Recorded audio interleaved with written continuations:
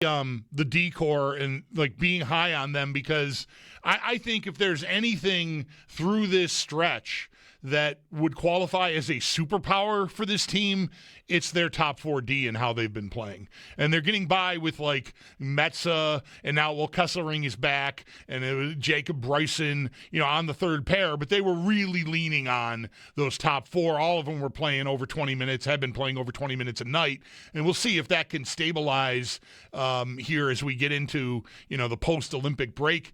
But those top 4D, I mean, I know that we're living in a world where defensemen are all over the ice and below the goal line, and like lots of teams do it. But it feels like watching them night in, night out that those 4D are the thing on this team, I think.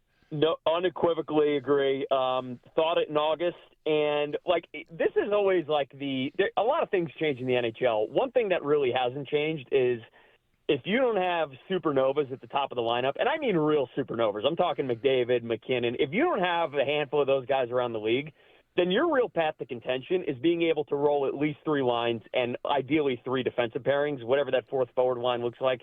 I think it's a little more gray, but that's what the Sabres have. I mean, there are very few, I would say, bona fide weaknesses across this lineup. And by the way, one thing that even someone, I was pretty bullish on the outlook of this team, at least in terms of can they make the playoffs this year. One thing I didn't foresee is they're really getting outperformance from guys who I didn't even, spend a waking second even thinking about. You brought up Zach Mesta.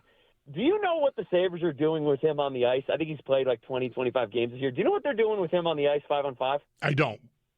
They have outscored the opponents 16-2 with him on the ice, which is unfathomable for a call-up making his entry-level contract money.